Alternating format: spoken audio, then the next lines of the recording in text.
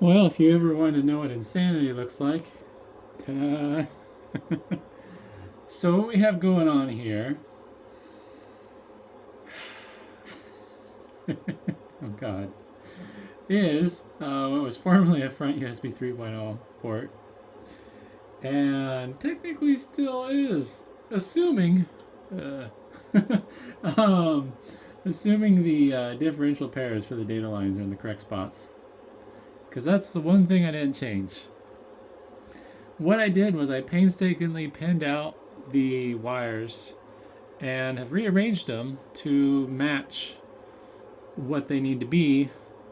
So ground's going to ground, and the one 3.3 volt that doesn't seem to matter goes nowhere, and the other 3.3 volts going to ground.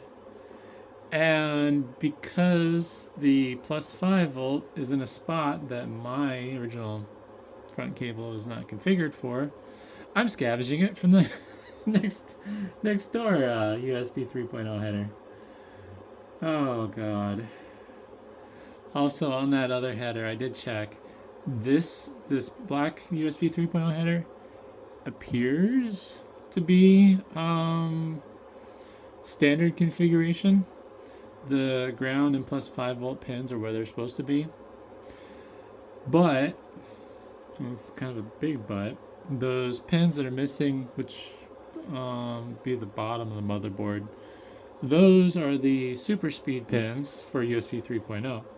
So if you plug in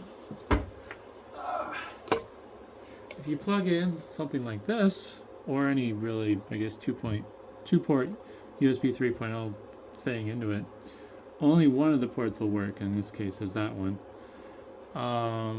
I don't know if there's something about a USB 3.0 port that causes it to not work if it doesn't have all the connections. I would have figured that the two data lines that were left, since those are the USB 2.0 ports, it would work, but no luck. So, all that aside, I have not tested this yet, so we get to enjoy the insanity together.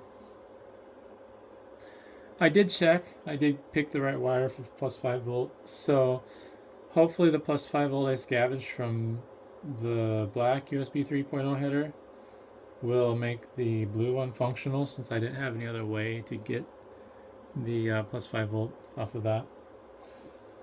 So we're going to plug her in and turn her on. I don't see anything glowing red.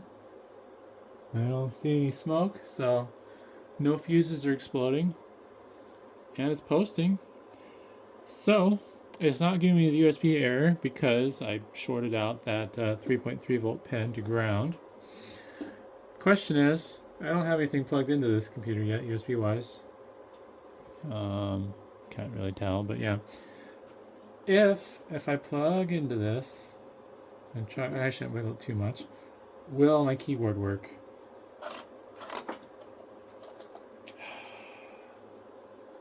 That's still a no.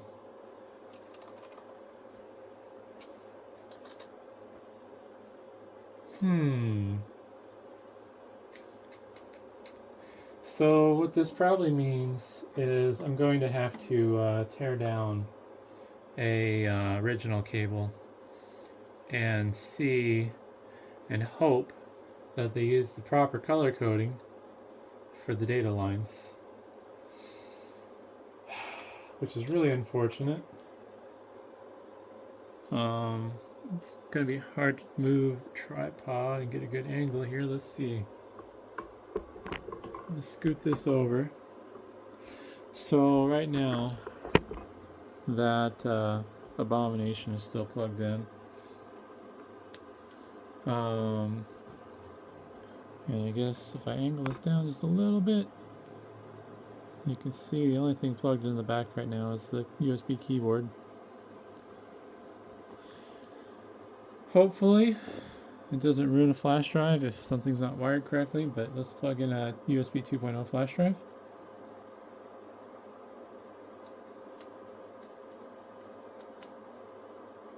Nothing.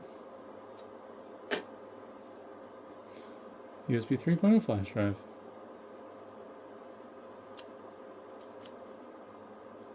Nothing. So what this is going to come down to, I think, is I'm going to have to destroy this cable in order to figure out the pinout, because that's the only way I'm going to know where the data lines are supposed to be. I'm probably going to think about how to handle this, because I'm going to have to look at the pinout. I guess since the pinout's different, it'll be a question of, did they take a standard part and make it non-standard? So like, let's say this side of the cable is wired based on the normal pinout. Well, if that's the case, then me going on the color of the wires isn't going to help.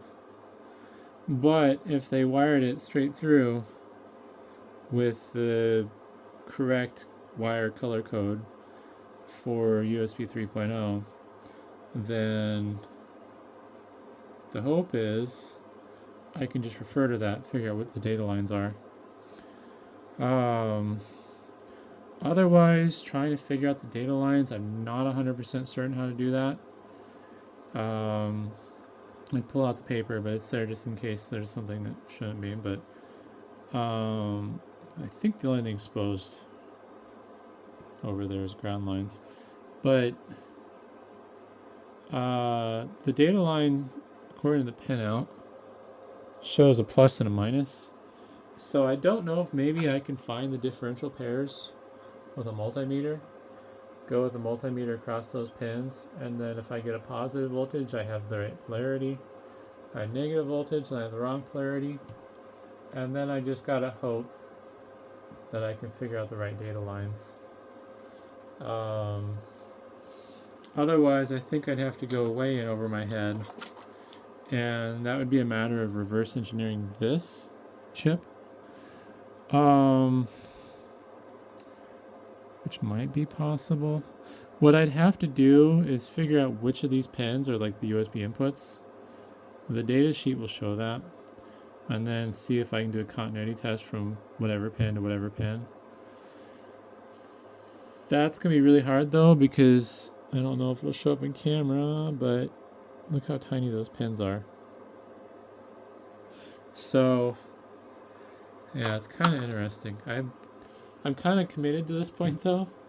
I'm really disappointed this didn't work. So yeah, I guess next step is figuring out if I can figure out what the data lines are supposed to be. Oh boy.